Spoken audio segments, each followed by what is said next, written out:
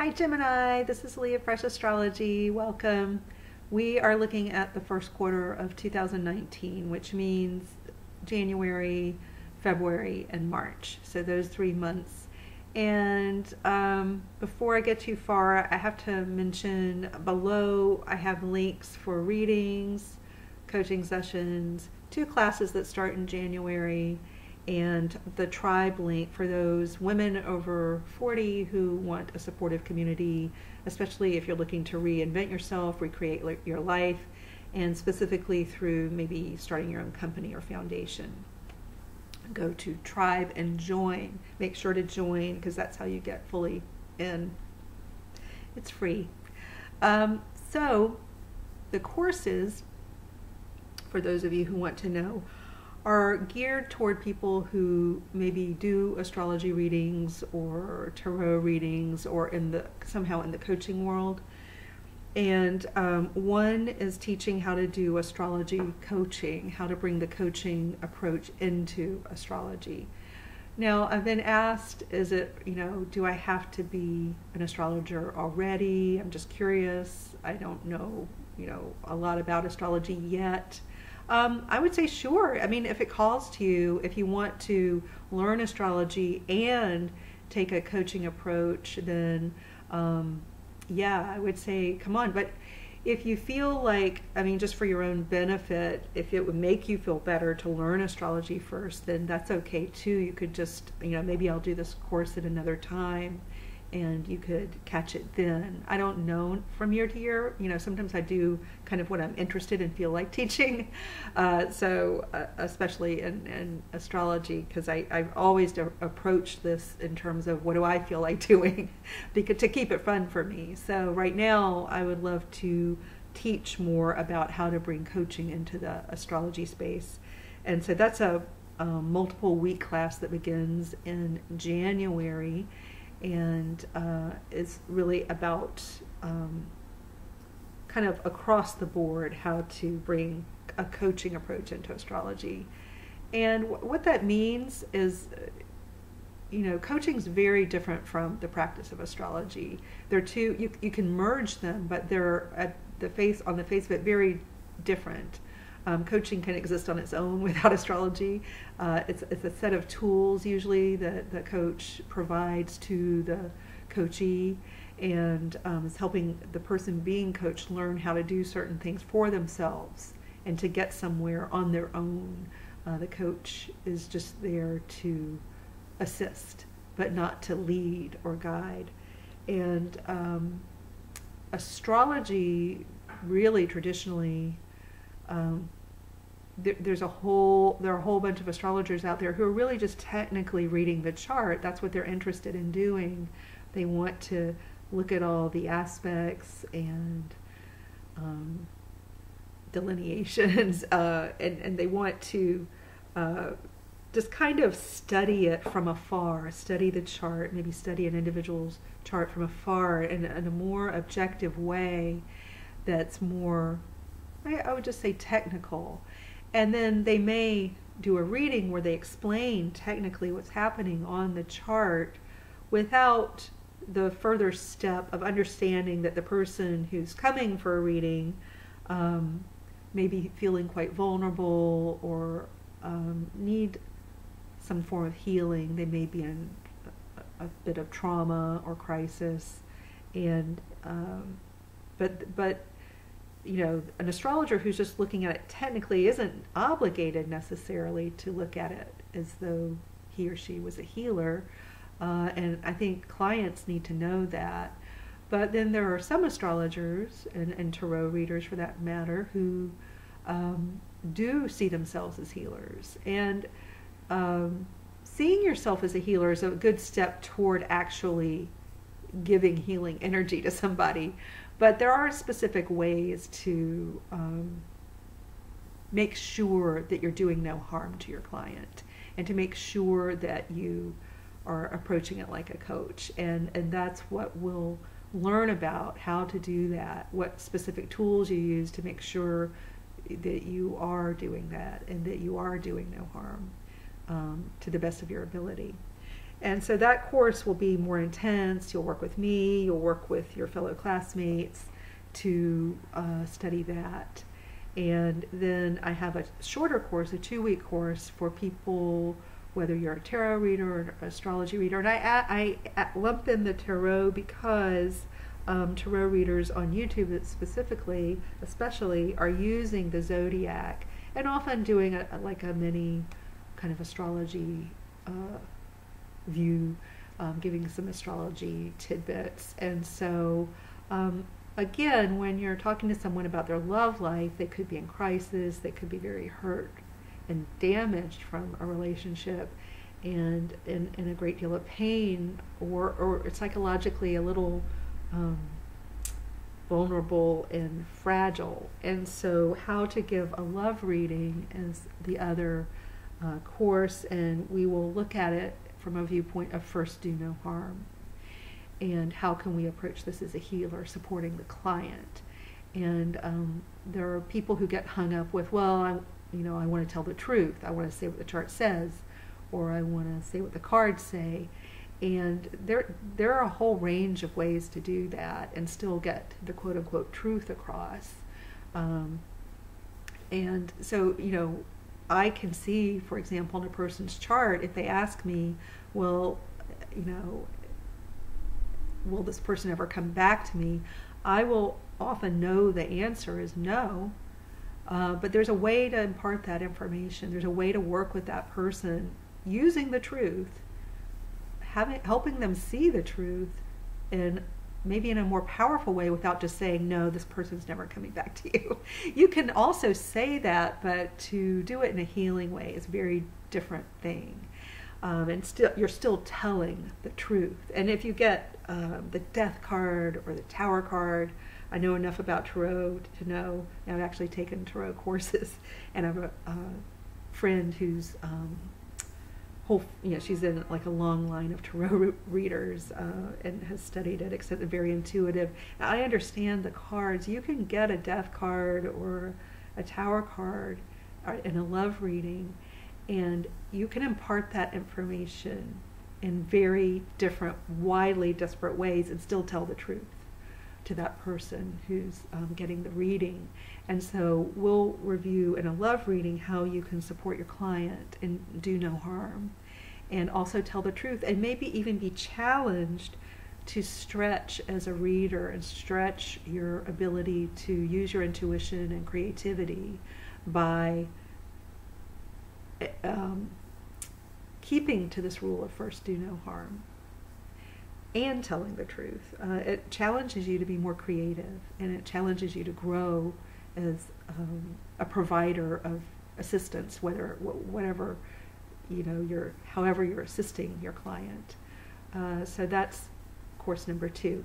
So anyway, I'll move on to the reading, but that is the update on products, and we have a holiday sale. So, and sorry, I have to add this too. We just have to update news. This is my only way to do it here.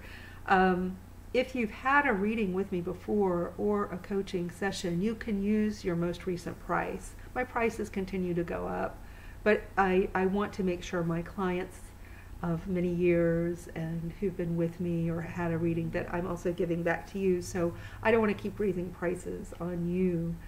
So whatever your most recent price was for anything, any service, that's the one you get.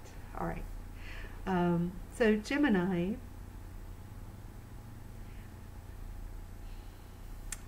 one of the bigger things happening for you, there are two things I see here. Other than the North Node transits and Jupiter and some of the stuff I've gone over in other readings, like I have a North Node video out there if you want to go watch that. And then I have one on Jupiter if you want to watch that. But other than those things, which we may still touch on here, some of the bigger things happening in this first quarter are you have Uranus moving direct and then moving back into Taurus. After it moves forward, it had backtracked into Aries, and then it's going to turn direct and go back into Taurus by March. That's one of the bigger things happening. And then another big thing happening is Chiron moving from Pisces into Aries. And then, of course, we just can't get away from all the stuff that's going on in Capricorn. And because we begin the year in a time of Capricorn and then move into Aquarius and then into Pisces and then into Aries, it's that kind of quadrant of your chart that we're looking at. And it's a little bit more than a quadrant, but anyway, that area of the chart for a Gemini really hits on the mostly public area of your chart and also your financial world. There's actually a lot of private stuff going on, a lot of stuff going on in private. There's a lot of financial stuff going on in private. There may be property transactions going on for many Geminis, or plans to strengthen your finances so you can buy property, strengthen your finances so you can do something. But there's a lot of focus on your finances and a lot of power and transformation there. I think many Geminis are improving their financial prospects, maybe slowly at first. It may feel like a bit of a trudge, but a lot of you are gearing up to have a more powerful financial picture, and a lot of you are gearing up to buy property. Maybe not in this first quarter, but that's kind of what the kinds of behind the scenes preparations you're doing. So psychologically, it may be all very internal, but you have plans. You have plans, Gemini, and they include property and strengthening yourself financially. That's a huge focus for you. Because it's in a psychological house, it may also bog you down and really prey on your mind.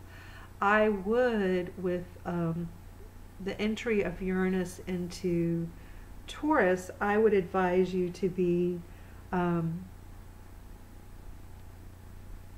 careful not to stress yourself out about money.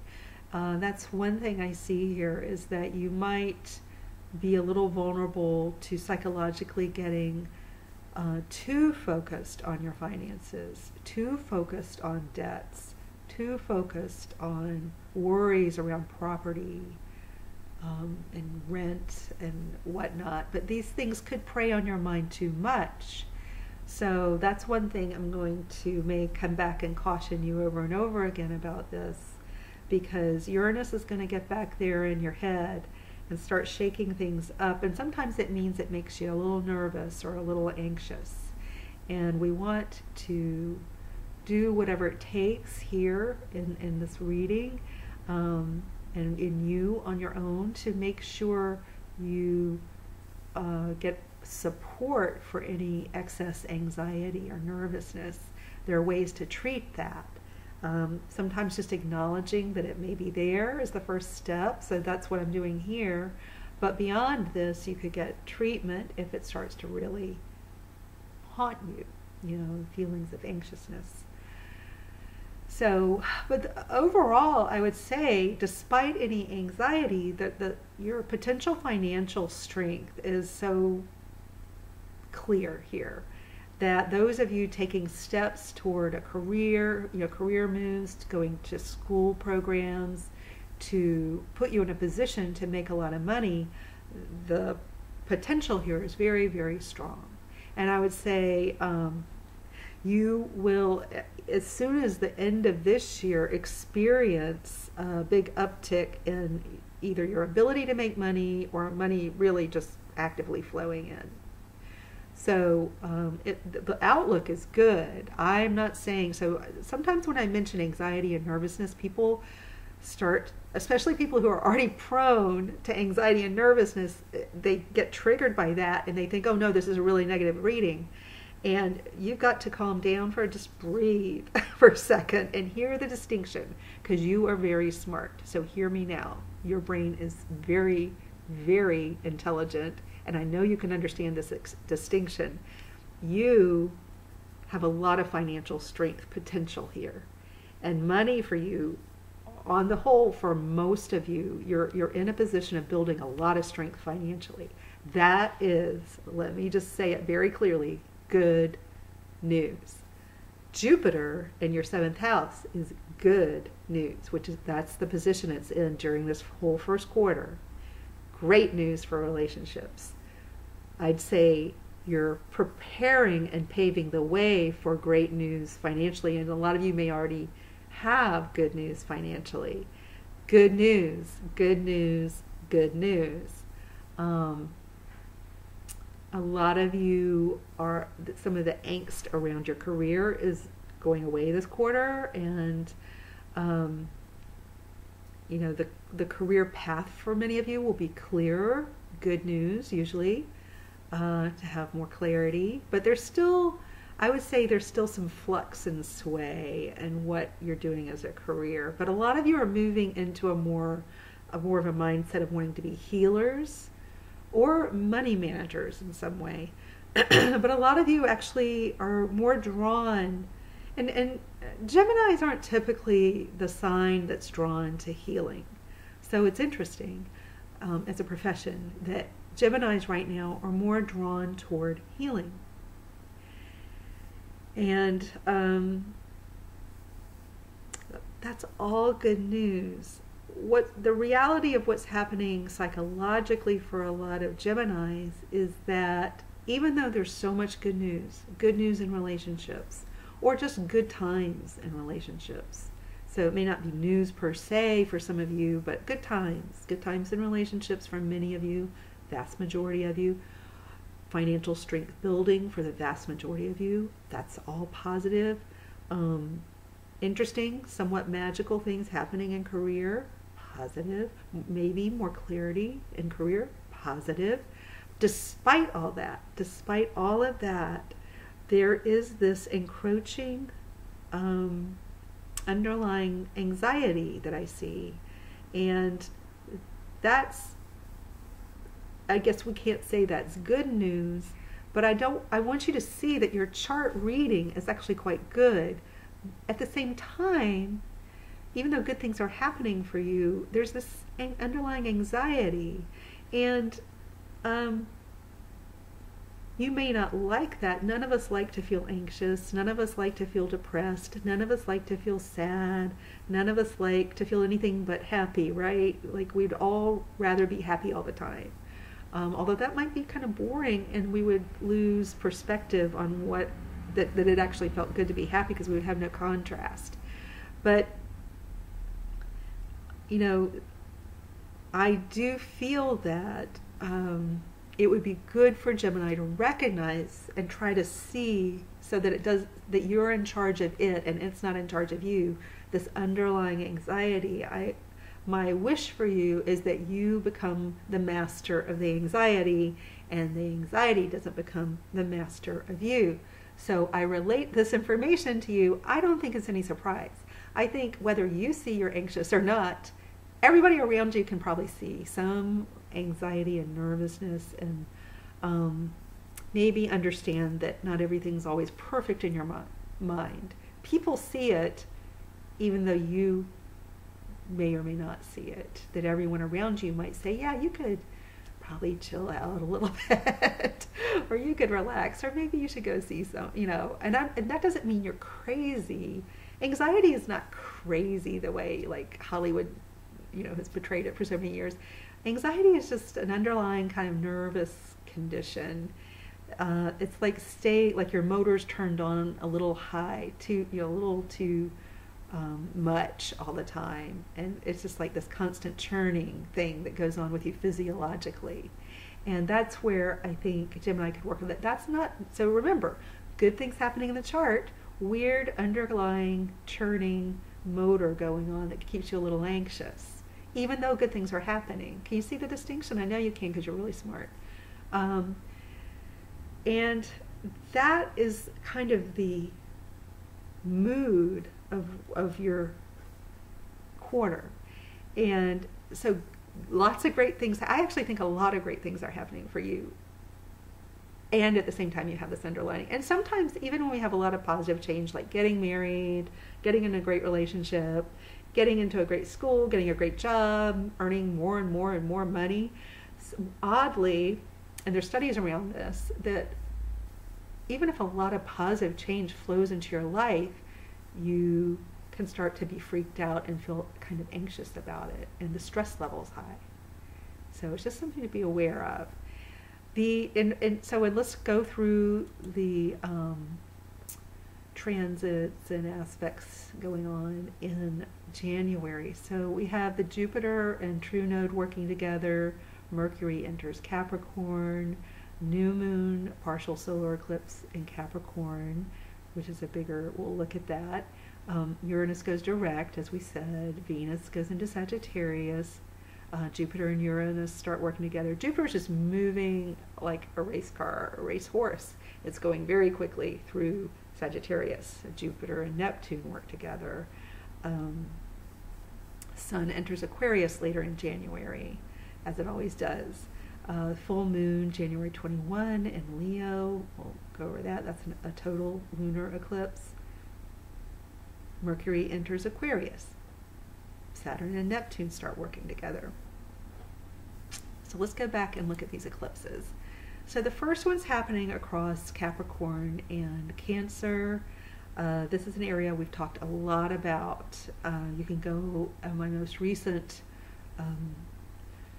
video is on the North Node and this axis of Cancer and Capricorn, and there's just so much activity here. And again, this emphasizes career and money. And I feel like we covered the money thing, so I'm going to move on to Aquarius Leo, because this is where that total lunar eclipse will be taking place. And this is some kind of full stop ending and new start. They happen at the same time, where if you've been in a job, there may be some kind of, there may school or a job or a travel plan or a place of living. It seems like some of you are moving a distance, like there's a change in location, a change in job, and maybe some of you graduate early or you start school early. It's a full stop end and a full start beginning. And it kind of cuts across the board. So a lot of you might find you're moving, you're getting engaged, your relationships are changing, your job is changing, a lot's changing at the same time. And that when a lot of things like that do change, it causes, again, like a higher degree of stress, even from good stuff. It's just a physiological reality that's good to notice. So I think there's some kind of ending. Some of you pay off a loan, some of you take on a big loan, some of you make a commitment to a school, some of you make a commitment to a new job, some of you are doing kind of a job that may be online or involve writing or words, language, public speaking, the internet. So some of you are beginning some kind of job, and it could be your own company's, some work endeavor you're starting where you're your own boss, and it's your own business endeavor where you work a lot with words, speaking. It could be something like this where you're on videos, online with a blog or a website. You may do some website work. It could be your own or elsewhere.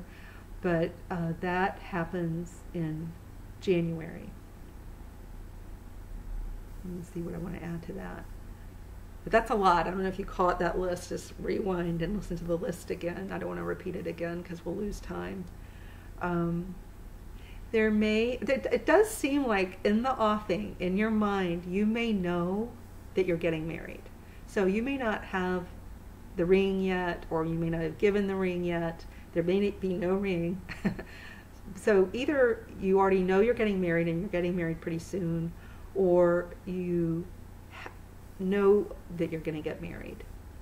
But there's something like that going on for a thin sliver of you. And again, don't get freaked out by this if you're watching this because your significant other or love interest is a Gemini. Don't get freaked out because that would be bad. But I'm talking to the Geminis here. A few of you have a love interest outside of your main relationship.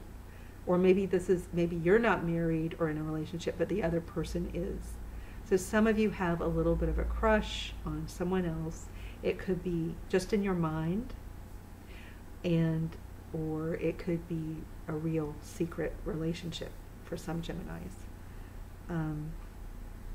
But I think for the vast majority of you, there are some intentions to get married,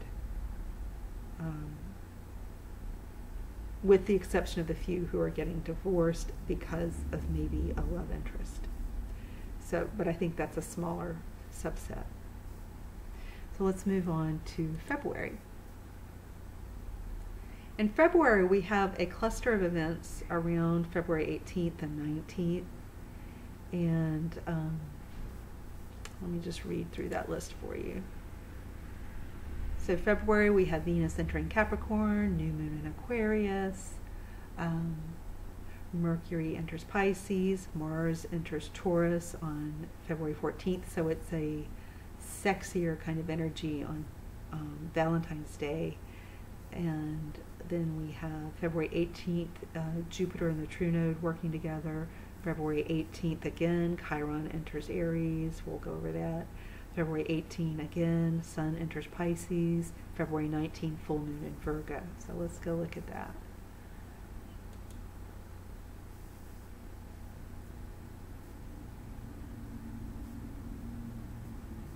So Chiron for you is moving from Pisces into Aries, and it's going into your 11th house. So could be a time when you're reorganizing your friendship circles. It could be a time when you're becoming more known as a healer. So you go out into professional circles and start rubbing elbows with people to network, as it were, and with other healers. You become friends with people who are like you if you're a healer of some sort.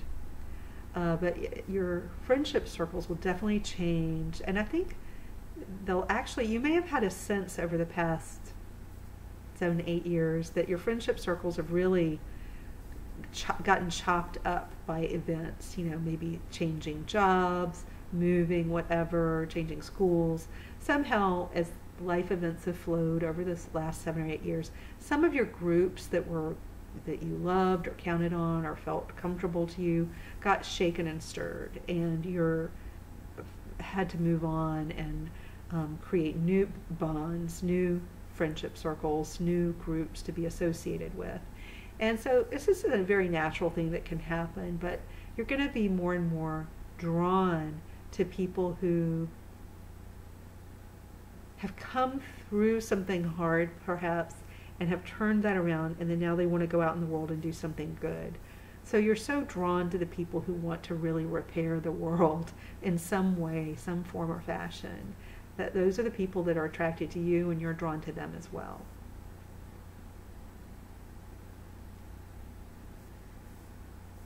In your love life, there's still this, I do just feel like some of you are getting married, and there's some bonds, strong bonds forming. And then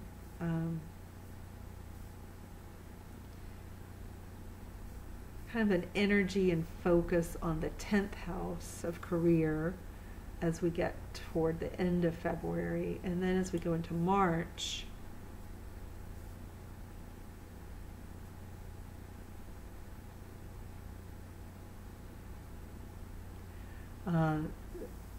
I think the focus goes off of other areas. You know how we spoke about the strong emphasis on the money situation and how that may have been stressing you out.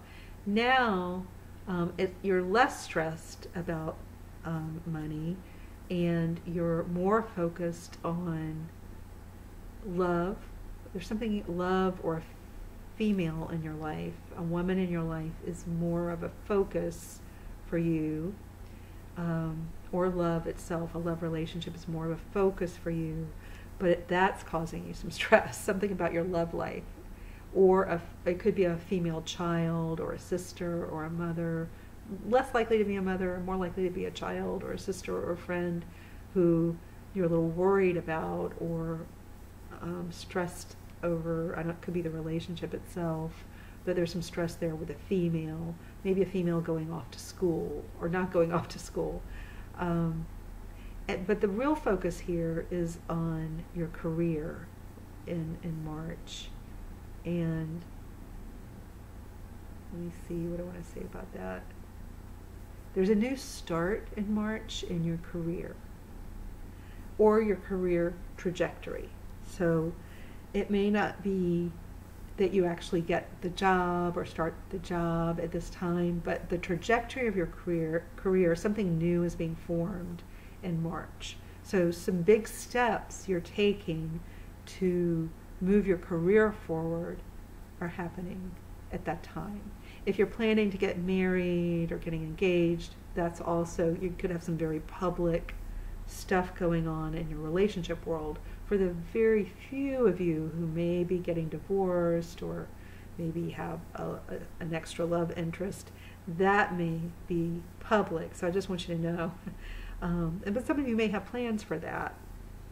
But I think public relationship stuff going on, public career trajectory stuff going on in March. And so it's a big time, very public, outward time where very public, noticeable changes are going on in your life.